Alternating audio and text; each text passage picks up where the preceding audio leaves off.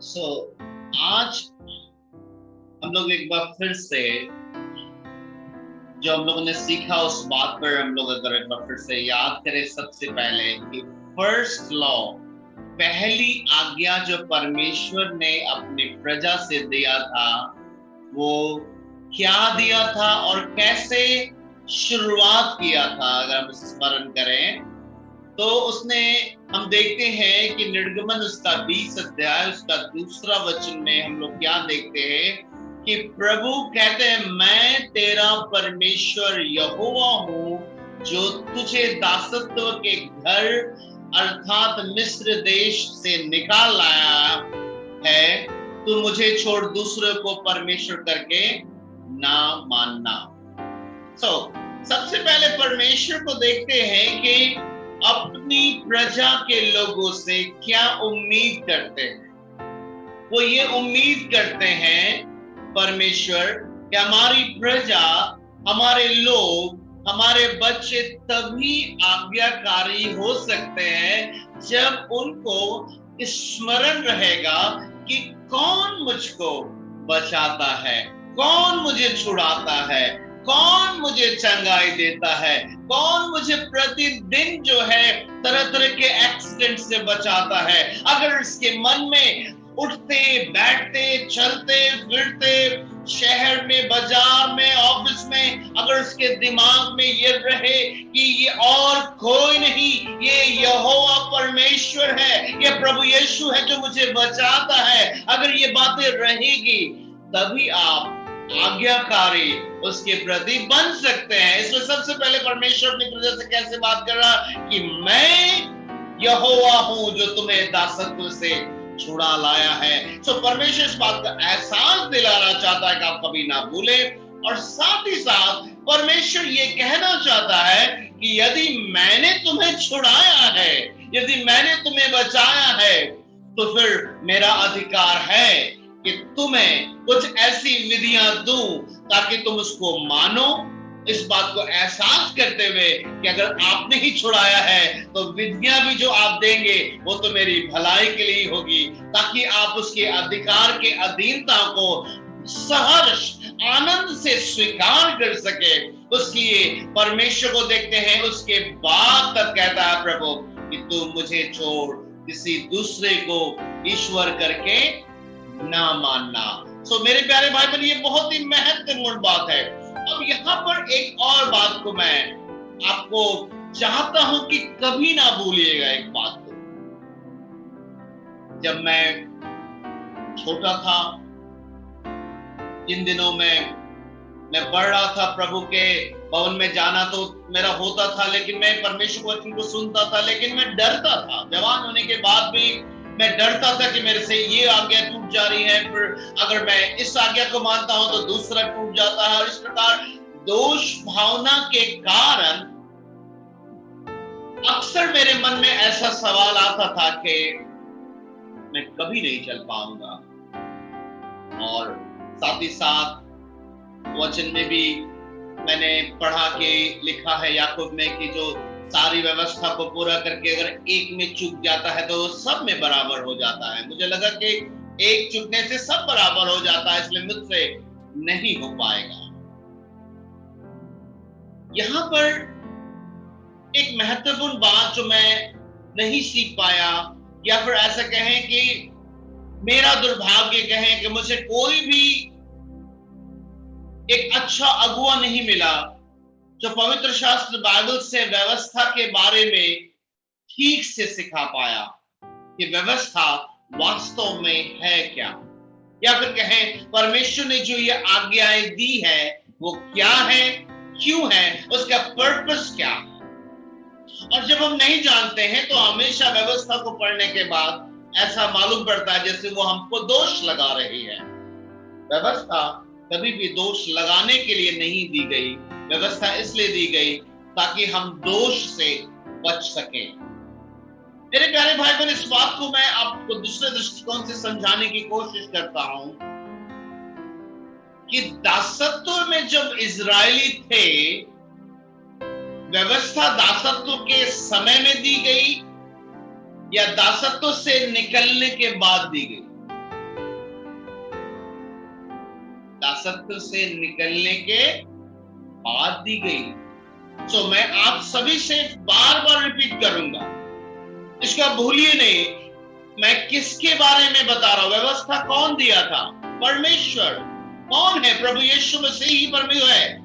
लिखा है वही है, स्वर्ग और पृथ्वी के बीच में कोई दूसरा नाम नहीं दिया गया जिसके आगे हर एक घुटना टिके, हर एक जीव अंगीकार करे। कोई दूसरा प्रभु नहीं है। सो वो व्यवस्था जो जिसने दिया प्रभु यीशु ने, वो कब दिया? क्या जब परमेश्वर के प्रजा के लोग दासत्व में थे, उस समय बोला ऐसा करके कि तुमको ये आज्ञा मानना होगा, तब मैं तुम्हें दासत्व से निकालूंगा। क्या कर ऐसा बोला? नहीं, उनको पहले निकाला, तब व्यवस्था दिया। यानी व्यवस्था उनको डराने और धमकाने के लिए नहीं थी, व्यवस्था दोबारा ना गिरे इसलिए थी। ये क्लियर हो गया कि नहीं?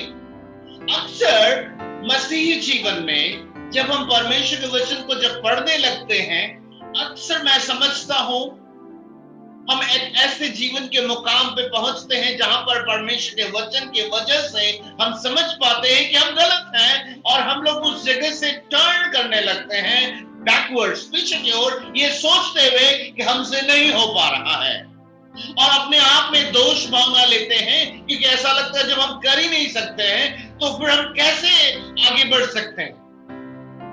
ऐसा होने की अवस्था में मैं आप लोगों से ये चाहूंगा कि आप हमेशा पहले इस बात को याद रखें कि जिंदगी के किसी भी मोड़ पर जब आपको लगे कि परमेश्वर के व्यवस्था को आप पूरा नहीं कर पा रहे हैं, उसकी आज्ञा को पूरा नहीं कर पा रहे हैं, या फिर किसी प्रकार के अभिलाषा में फंसे हुए हैं, किसी प्रकार की आदत से जकड़े हुए हैं, किसी प्रकार की गंदी आदत है आपकी जिंदगी में, कोई ऐसी अभिलाषा जिससे नहीं निकल पा रहे हैं, वहां पर एक बात को हमेशा स्मरण करिएगा, क्योंकि अगर आप एक मसीही हैं तो बहुत ही स्वाभाविक है कि आपको लगेगा कि आप गलत चल रहे हैं। बहुत स्वाभाविक है। और आपको कैसे पता चलेगा आप गलत चल रहे हैं? क्योंकि परमेश्वर का वचन आपसे बात कर रहा होगा। लेकिन मैं आपसे चाहता हूं कि अगली बार जब परमेश्वर का वचन आपसे बात करे तो प्रभु करे कि आपको ये वाला वचन भी आपसे बात करे कि परमेश्वर ने व्यवस्था दासत्व के हालात में नहीं दी थी, दासत्व से निकालने के बाद दी थी। अर्थात अगर आप अपनी जिंदगी के किसी भी ऐसी अभिलाषा या लत में पड़े हैं तो वहां पर घबराइएगा मत, इसलिए कि परमेश्वर का काम करने का तरीका दासत्व में या फिर आप जिस दलदल में हैं वहां पर परमेश्वर आपको विधि नहीं दिखा रहा है, वहां पर परमेश्वर का हाथ ऐसे करके फैला है, वो आपको पहले निकालना चाहता है।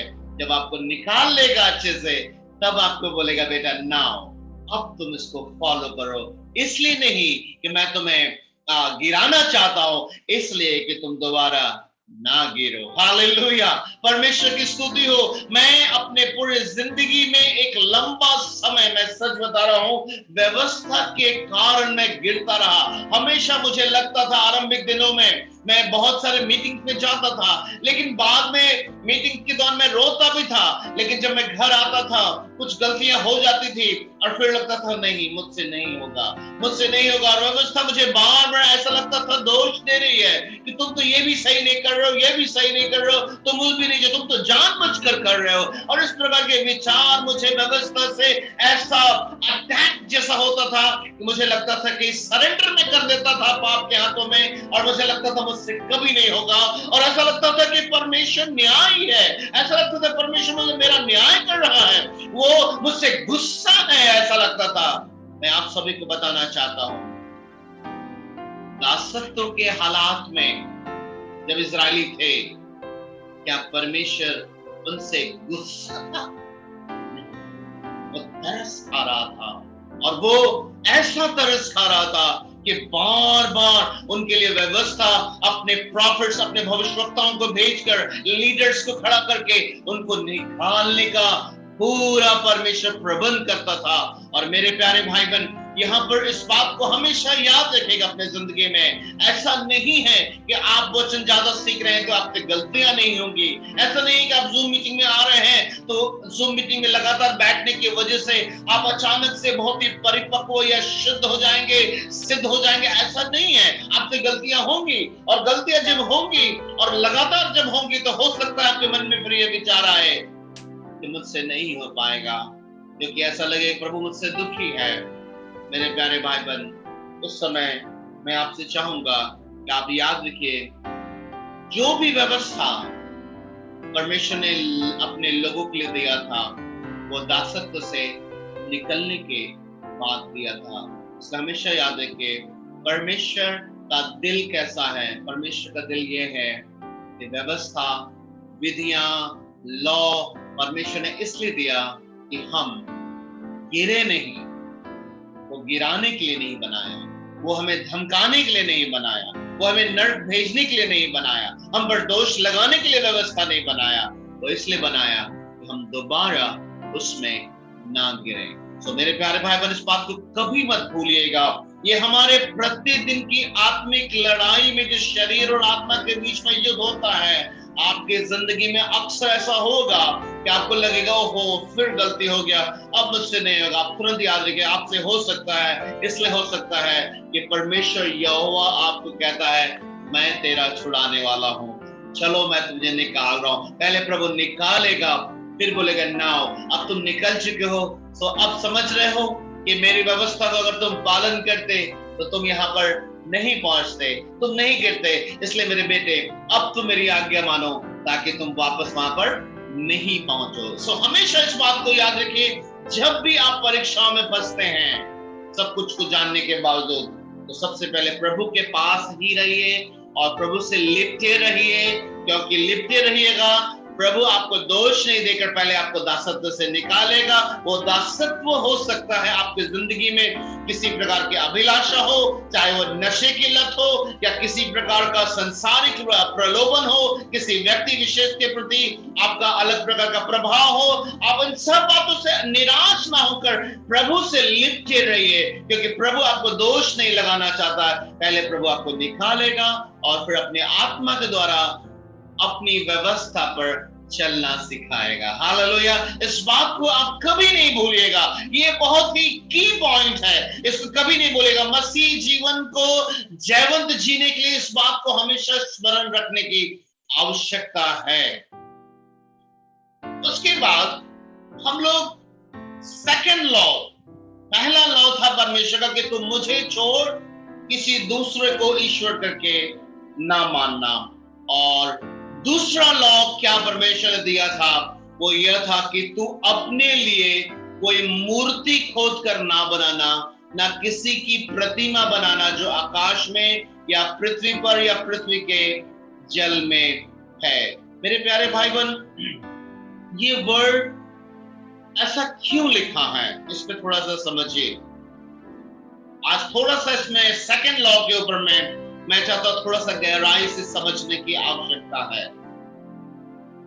आप अक्सर देखेंगे विशेषकर जो लोग अन्य जाति से प्रभु में आते हैं, उनको अक्सर इस प्रकार के प्रश्नों का सामना करना पड़ता है कि आपके घर में कोई मुहूर्त नहीं है, कोई कैलेंडर नहीं है, कुछ भी नहीं रखे, कैसे आप लोग करते हैं आराधना। या फिर जो लोग अन्य जाति से प्रभु में आते हैं, उनको अचानक से अजीब सा फीलिंग होता है, क्योंकि उनके अंदर में बचपन से ऐसा एहसास जन्म ले लिया है कि अलग अलग इमेजेस, अलग अलग स्वरूप का ईश्वर का पिक्चर, प्रतिमा ढला हुआ है, उसका मूर्त के रूप में कमरे में है। तो एक प्रकार का फीलिंग आ गया था कि हम ईश्वर के नजदीक बैठे हैं, या फिर हम आराधना करने के लिए कोई है। और जब एक व्यक्ति, ऐसा व्यक्ति जो प्रभु यीशु को जानता है और सडनली उसके कमरे से सब कुछ खाली हो जाता है, वो सब कुछ पैक करके हटा देता है और वो प्रभु यीशु मसीह से प्रार्थना करने लगता है। कई बार जो बीच बीच के हालात में लोग होते हैं, उनको कई बार अकेलापन लगने लगता है कि सही में एकदम खाली। मेरे प्यारो, आज से कई साल पहले एक बाइबल पढ़ने वाली मसीह के घर में, एक बहन के घर में मुझे जाने का मौका मिला, और जब मैं उनसे काउंसलिंग करने के लिए बैठा तो बोली कि रुकिए, पहले हम लोग प्रार्थना करते हैं और आपको मैं दिखाती हूँ मैं कहां पे प्रार्थना करती हूँ। आपको पता है, जब वो प्रार्थना जहां करती, जब वहां ले गई तो मैं क्या देख रहा हूं कि हम लोग जो इस बाइबल को पढ़ते यही वाला बाइबल है, बहुत अच्छे से रखा है, और वहां पर जो है एक छोटा सा अगरबत्ती का स्टैंड भी रखा हुआ बाइबल के बगल में। और मैंने बोला ये अगरबत्ती के स्टैंड क्या कर रही है? तो पता क्या जवाब दिया उन्होंने? ओहो ब्रदर, आप समझ नहीं गए, वो तो ठीक है प्रभु बात करता है, लेकिन थोड़ा सा अगरबत्ती उतनी जला देते ना, इधर चारों लोग घुमा देते ना, एकदम माहौल जैसा लगता है ना, पवित्र हो गया, प्रभु आ गया ऐसा लगता है, इसलिए थोड़ा अगरबत्ती भी सब तरफ घुमा देते हैं। मेरे प्यारे भाई बहन, आज इस बात को समझने की आवश्यकता है कि कोई भी प्रतिमा, कोई भी इमेज एक सच्चा मसीही को क्यों आवश्यकता नहीं है। आप मेरे साथ जल्दी से वचन को निकालें। पुराना नियम में हम लोग फिर से आएंगे, उसका व्यवस्था विवरण, उसका 4 अध्याय, व्यवस्था विवरण उसका 4 अध्याय, उसका 4 से 12 तक हम लोग पढ़ेंगे। पुराना नियम में व्यवस्था विवरण उसका 4 अध्याय, उसका 4 से लेकर 12 तक पढ़ने जा रहे हैं। याद रखें हम क्यों पढ़ने जा रहे हैं। हम इसलिए पढ़ने जा रहे हैं कि परमेश्वर ने जो दूसरी आज्ञा दी थी कि तू अपने लिए कोई मूर्त ना बनाना, और जब आप जीते परमेश्वर के पास आते हैं तो परमेश्वर क्यों ऐसा बात को कहता है, इस बात को समझने की कोशिश कीजिएगा। अब यहां पर एक बात को पहले समझ लीजिए, व्यवस्था विवरण 4 अध्याय जो हम पढ़ रहे हैं, इसमें क्या पढ़ने जा रहे हैं? इसमें हम वो पढ़ने जा रहे हैं जो परमेश्वर ने जो अपनी प्रजा को जो व्यवस्था दिया था, वो ये पहले की घटना है, ठीक है ना। उस घटना को दोबारा मूसा कलीसिया को फिर से याद दिला रहा है, ठीक है ना। हम जिस बातों को भी पढ़ने जा रहे हैं, घटना पहले समझिए कि सिनाई पर्वत के बाद परमेश्वर ने जो अपनी प्रजा से बात किया था, जो हम लोग ने कल सीखा, जिसमें प्रजा डर गई थी, बोले मूसा तू ही हमसे बात किया कर, प्रभु हमसे ना बात करे, तू ही हमारे बिहाफ में बात किया कर। अब ये घटना हो चुकी है, काफी समय बीत चुका है, और मूसा उसी घटना से फिर से स्मरण दिलाते हुए अपनी प्रजा को कुछ बातों को याद दिला रहा है। वही हम अब पढ़ने जा रहे हैं, ठीक है ना। अब यहां पर देखिए क्या लिखा है, व्यवस्था विवरण उसका 4 अध्याय, उसका 4 से पढ़ रहे हैं। परंतु तुम जो अपने परमेश्वर यहोवा के साथ लिपटे रहे हो, सब के सब आज तक जीवित हो। हालेलुया।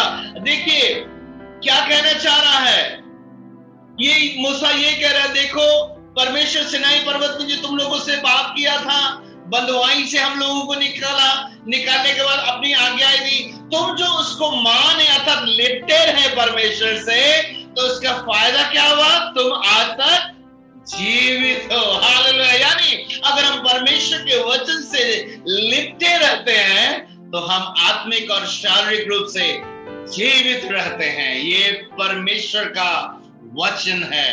आगे देखते हैं, सुनो मैंने तो अपने परमेश्वर यहोवा की आज्ञा के अनुसार तुम्हें विधि और नियम सिखाए हैं कि जिस देश के अधिकारी होने जाते हो उसमें तुम उनके अनुसार चलो, इसलिए तुम उनको धारण करना और मानना, क्योंकि और देशों के लोगों के सामने तुम्हारी बुद्धि और समझ इसी से प्रकट होगी, अर्थात वे इन विधियों को सुनकर कहेंगे कि निश्चय यह बड़ी जाति बुद्धिमान और समझदार है। हालेलुया। तो परमेश्वर वचन क्या कहना चाहता है यहां पर समझिएगा।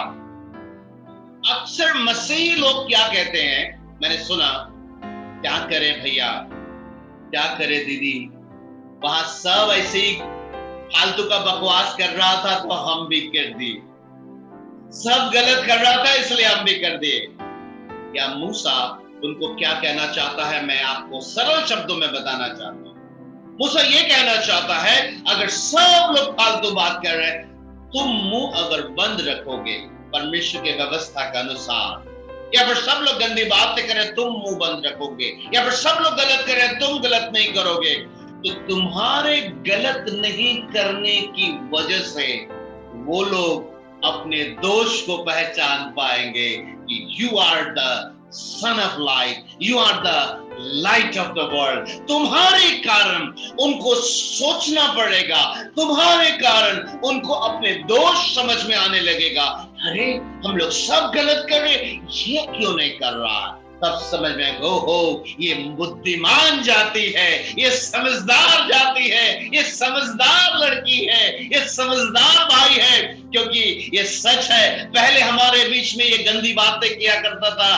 पहले हमारे बीच में अशुद्ध बातें किया करता था, पहले ये हम लोगों के समान गलत बातों में जुड़ा रहता था, अब ये चुप है, ये सच में हम लोगों से अलग है। और सच तो यही है कि ये नहीं, हम ही लोग गलत हैं। तो उनको एहसास होगा जब आप उनके बीच में रहकर आप परमेश्वर के ज्योति के समान चलेंगे। यही बात को मूसा याद दिला रहा है कि तुम उनके बीच में जब ऐसा चलोगे तब उनको लगेगा कि ये लोग बुद्धिमान समझदार लोग हैं। और आप जानते हैं संसार में जैसे ही लोगों को ये ज्ञान होता है कि मैं गलत हूं ये सही है, लोग ऑटोमेटिकली उस चीज को फॉलो करने लगते हैं। और प्रभु क्या चाहता है, प्रभु यही तो चाहता है हमसे कि हमारे जीवन को देखकर स्वर्गीय पिता की महिमा हो। पौलुस को देखते तीमुथियुस को क्या सिखाता है, कोई तेरी जवानी को तुच्छ ना समझने पाए, चाल से चलन से हर एक बातों से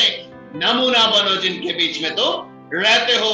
हम देखते हैं कि यही बात को मूसा याद दिला रहा है कि जब तुम इन विधियों को सुनकर वो सुनेंगे तो निश्चय वो कहेंगे कि बाप रे कितना बुद्धिमान हो गया है, कितना समझदार है ये लोग। आगे देखते हैं, देखो कौन ऐसी बड़ी जाति है जिसका देवता उसके ऐसे समीप रहता हो जैसे हमारा परमेश्वर यहोवा। जब भी हम उसको पुकारते हैं तो हमारी वो सुनता है। वो कहना चाहता है कितना अच्छा अपने कलीसिया के लोगों को मूसा याद दिला रहा है। बताओ ना, दुनिया में तुम कौन से ऐसी बड़ी जाति देखी जहां पर उनका ईश्वर उनके नजदीक रहता हो और प्रार्थना करने से सुनता है। ऐसा क्या कोई है?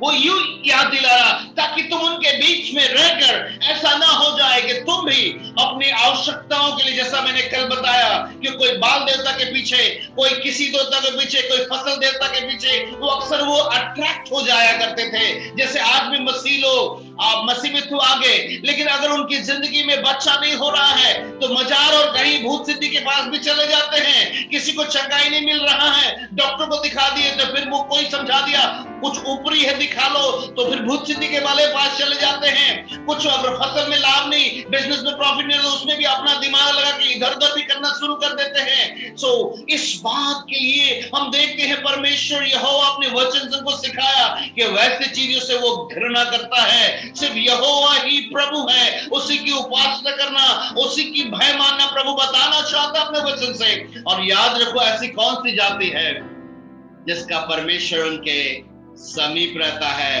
हम तो उसी जीवते परमेश्वर को पुकारते हैं। आगे लिखा है, फिर कौन ऐसी बड़ी जाति है जिसके पास ऐसी धर्म में विधि और नियम है जैसा कि ये सारी व्यवस्था जिसे मैं आज तुम्हारे सामने रखता हूं। आगे लिखा, यह अत्यंत आवश्यक है कि तुम अपने विषय में सचेत रहो और अपने मन की चौकसी करो, कहीं ऐसा ना हो कि जो जो बातें तुमने अपनी आंखों से देखी है उनको भूल जाओ और वह जीवन भर के लिए तुम्हारे मन से जाती रहे, किंतु तुम उन्हें अपने बेटों पोतों को भी सिखाना। हालेलुया, परमेश्वर का धन्यवाद हो।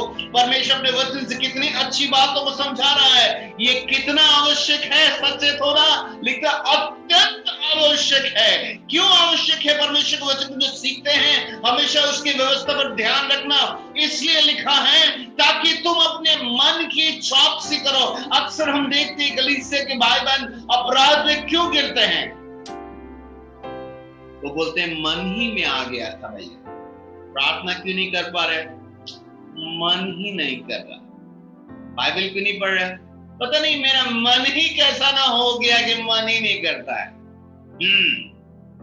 आंसर, उत्तर आ गया आपके पास परमेश्वर का। क्या है उत्तर? क्यों होता है ऐसा? ये फिर से मैं पढ़ रहा हूं। ये अत्यंत आवश्यक है बहन तुम्हारे लिए, भाई तुम्हारे लिए, जो इस प्रकार की बातें करते हो कि मन नहीं करता बाइबल पढ़ने का, मन नहीं करता प्रार्थना करने का, मन नहीं करता सेवा करने का। तो सुनो, ये अत्यंत आवश्यक तुम्हारे लिए एक बार फिर से हो गया कि तुम अपने विषय में सचेत रहो और अपने मन की चौकसी करो। कहीं ऐसा ना हो कि जो जो बातें तुमने अपनी आंखों से देखी है उनको भूल जाओ। जो जो बातें अपनी आंखों से देखी या फिर अपने कानों से परमेश्वर के वचनों को सुना, अपनी आंखों से जूम मीटिंग में सुंदर सुंदर गवाही को देखा, अपनी आंखों से अपने परिवार के लोगों को चंगा होते देखा, इन पे सचेत रहने का तरीका क्या है? इनको ध्यान करो, ध्यान रखो, इन बातों को स्मरण करो, ऐसा ना हो कि तुम भूल जाओ। इसी तरह से तो आप चौकसी करते हैं। चौकसी करने का मन का तरीका क्या है? यही तो है कि जो बातें तुमने देखा है, जो बातें तुमने सुना है प्रभु के राज्य में आने के बाद, उनको ध्यान रखो। ऐसा ये बहुत ही अत्यंत आवश्यक है। बाइबल बताते हैं ऐसा ना हो कि जीवन भर के लिए तुमसे अलग हो जाए। बहुत सारे भाई बहन हमारे साथ रहते हुए भी चौकसी नहीं करने के कारण अपनी जिंदगी को परीक्षाओं में डाल दिए हैं। मेरे प्यारे भाई बहन, ये अत्यंत आवश्यक है। हालेलुया, ये अत्यंत आवश्यक बात हम लोग सीख रहे हैं, इसको भूलिएगा मत। जीवन भर के लिए आप अगर इसको मानते रहेंगे तो अपने बच्चों को, पोते पोती को भी आपको सिखाना है। हालेलुया। आगे हम देखते हैं विशेष करके उस दिन की बातें जिसको तुम होरेब के पास अपने परमेश्वर यहोवा के सामने खड़े थे, जब यहोवा ने मुझसे कहा था उन लोगों को मेरे पास इकट्ठा कर कि मैं उन्हें अपना वचन सुनाऊं जिससे वे सीखे, ताकि जितने दिन वे पृथ्वी पर जीवित रहें उतने दिन मेरा भय मानते रहें और अपने बाल बच्चों को भी यही सिखाए। तब तुम समीप जाकर उस पर्वत के नीचे खड़े हुए और वह पहाड़ आग से धधक रहा था, उसकी लौ आकाश तक पहुंचती थी और उसके चारों ओर अंधेरा और बादल और घोर अंधकार छाया हुआ था। सारी बातों को मूसा याद करा रहा है। याद करो, जब परमेश्वर आया था सिनाई पर्वत पे तो क्या हुआ था? कैसा शक्तिशाली, कैसा पावरफुल जीवता परमेश्वर जिसकी हम सेवा करते हैं। क्या हुआ था उस दिन? याद करो, क्या हालात थे हम लोगों के? तुम लोग कैसे डर रहे थे जीवते परमेश्वर की जो उपस्थिति को देखे थे। आगे लिखा है, तब यहोवा ने उस आग के बीच में से, किसके बीच में से? आग के बीच में से तुमसे बातें की। हालेलुया। उस आग के बीच में से मूसा कह रहा परमेश्वर ने तुमसे बातें की। बातों का शब्द तो तुमको सुनाई पड़ा परंतु कोई रूप ना देखा, केवल शब्द ही शब्द, शब्द ही शब्द सुन पड़ा। मेरे प्यारे भाई बहन, मूसा इस बात को क्यों लिख रहा है? क्यों लिख रहा है कि उस आग में से होकर परमेश्वर ने तुमसे बातें की, तुमको रूप तो नहीं दिखा लेकिन शब्द ही शब्द सुनाई पड़ा। क्यों कह रहा है? वो इसलिए कह रहा है क्योंकि याद दिला रहा है परमेश्वर ने कहा था तू अपने लिए कोई इमेज, कोई प्रतिमा नहीं बनाना। और दूसरा मूसा समझाना चाहता है कलीसिया के लोगों को कि परमेश्वर का वचन ही परमेश्वर है। हालेलुया। सो परमेश्वर का वचन आपके पास है, हमको और कोई प्रतिमा की जरूरत नहीं, हमें कोई और दर्शन की जरूरत नहीं। बहुत सारे लोग बाइबल के वचन को नहीं सीखे हैं, लेकिन दर्शन और स्वप्न की बात करते हैं। ये सब लोग परीक्षा में फंस सकते हैं। मूसा कहता जाता है, परमेश्वर ने हमसे कोई इमेज ना दिखाकर, रूप ना दिखाकर, शब्द से बात किया।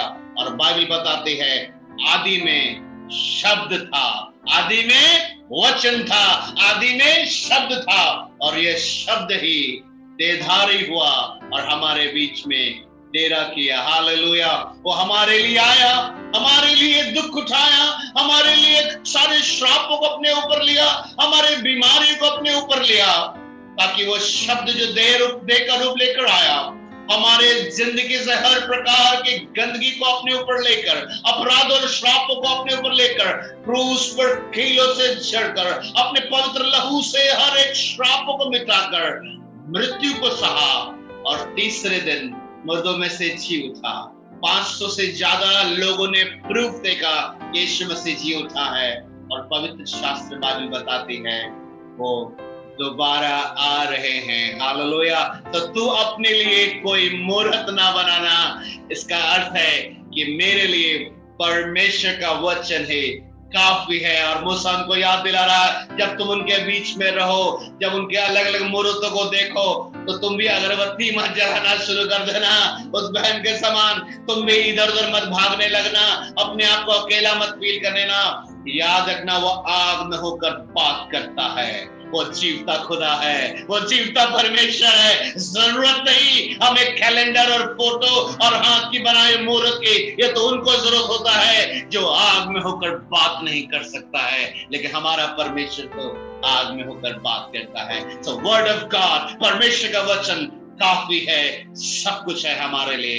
आइए हम अपने सरों को झुकाएं, प्रभु को धन्यवाद करें, प्रभु से कह दे, प्रभु आज मेरे पास कुछ भी नहीं है तो क्या हुआ, मेरे पास सब कुछ है, because I have a word, I have a word from you, I have a written word from you. ये मेरे लिए काफी है, ये सब कुछ है मेरे लिए, क्योंकि यही वो आग है जिसमें होकर आपने अपने प्रजा से बात किया था। यही वो शब्द है जो आपने अपनी प्रजा को दासत्व से निकाला था। यही वो शब्द है जिसके द्वारा अपने प्रजा को आप कनान देश में जयवंत किए थे। यही वचन आज मेरे पास है, मुझे और कुछ नहीं चाहिए, आपने मुझे सब कुछ दे दिया है। हालेलुया। प्रभु आपके वचन में लिखा है कि सब कुछ, आपका दास पत्रस कहता है, जो जीवन और भक्ति से संबंध रखता है, उसने अपने पुत्र यीशु मसीह के पहचान के द्वारा हमें सब कुछ बहुतायत से दे दिया है। आइए हम लोग अपने सर को झुकाएं, अपने हाथों को उठाएं, प्रार्थना में जाएं।